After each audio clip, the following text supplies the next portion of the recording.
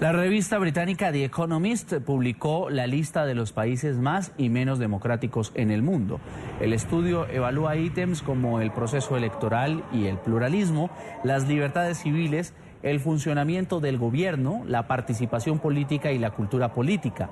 Puso a Cuba como el único país autoritario en América, junto con Rusia, Vietnam, Corea del Norte y otros 46 países. Sin embargo, mientras esto pasa con Cuba, Uruguay es considerado como el único país con democracia plena en América Latina.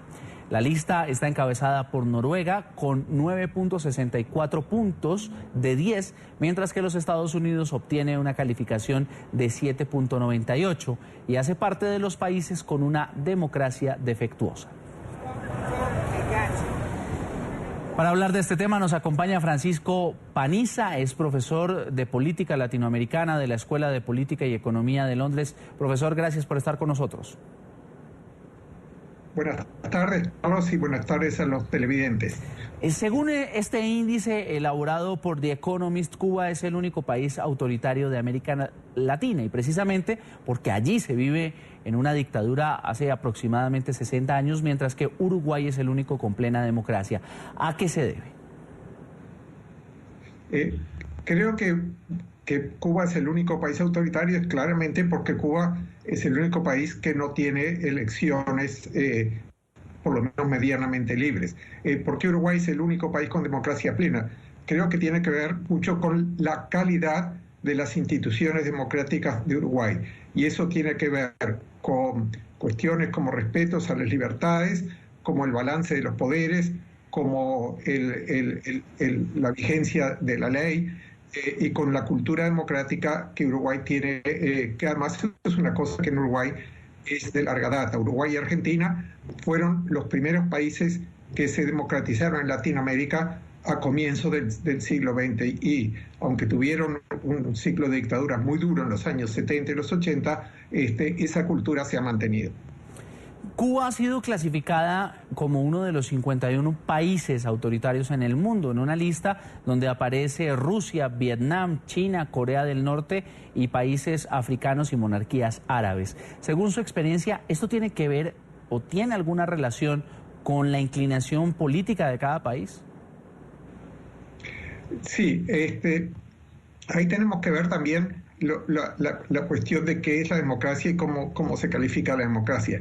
El nivel mínimo de democracia tiene que ver con elecciones. Ahora, hay algunos de esos países que están en la lista, como por ejemplo sería el caso de Rusia, que tienen elecciones. Pero ¿qué pasa? Esas elecciones refuerzan el autoritarismo más que posibilitar la democracia. ¿Por qué? Porque no hay realmente un nivel de elecciones que permita escoger con libertad a los presidentes. Es decir, en las elecciones en Rusia tienen solamente un posible ganador. Entonces tenemos ahí un espectro muy grande, desde dictaduras duras hasta dictaduras que tienen una fachada electoral, hasta regímenes como el de Cuba, que efectivamente no tienen elecciones.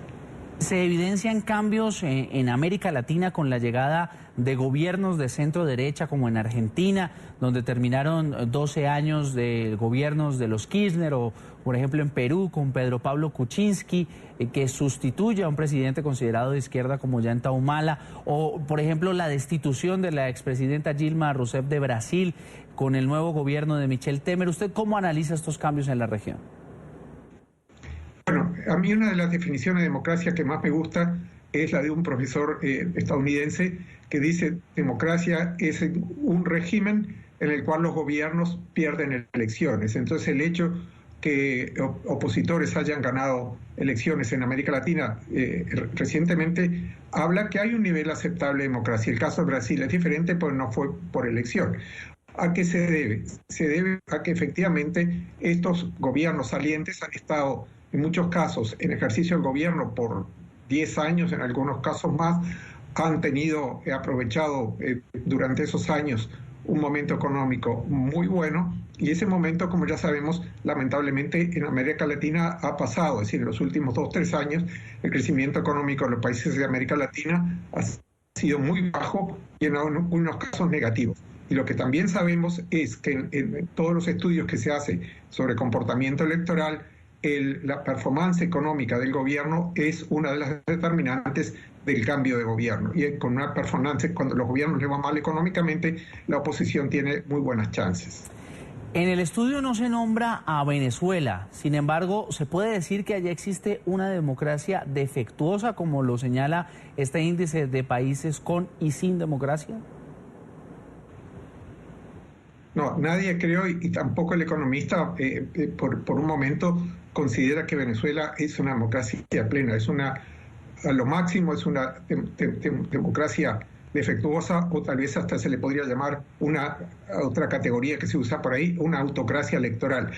Lo que tiene Venezuela es que ha tenido periódicamente elecciones, y justamente la última elección, que fue una elección parlamentaria, la oposición ganó las elecciones, o sea que ahí sí hubo una elección competitiva en la cual se dio el triunfo de la elección, pero también desde la última elección, que esta fue elección parlamentaria, la situación de Venezuela políticamente se ha deteriorado y se ha deteriorado gravemente, entre otras cosas, por ejemplo, por la recusa a cumplir con el referéndum revocatorio que está en la propia Constitución. Entonces creo que en el caso de Venezuela tenemos un deterioro muy grave de la institucionalidad política que lo hace un caso prácticamente cada vez menos democrático.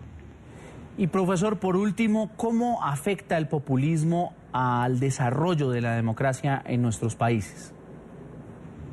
Depende un poco, porque hay un espectro de populismos muy grandes en el mundo. El populismo puede en algunas cosas promover un proceso de democratización, pero también en otras cosas puede ser muy peligroso para la democracia. ¿En qué puede promover un proceso de democratización? Cuando tenemos el populismo, cuando tenemos regímenes en los cuales, más que una democracia, tenemos una élite que está apoderada del poder, una élite que no escucha a la gente, que no efectivamente no ofrece alternativas a la gente. Ahí tenemos el caso de los populistas que denuncian, digamos, esos gobiernos elitistas, excluyentes, etcétera.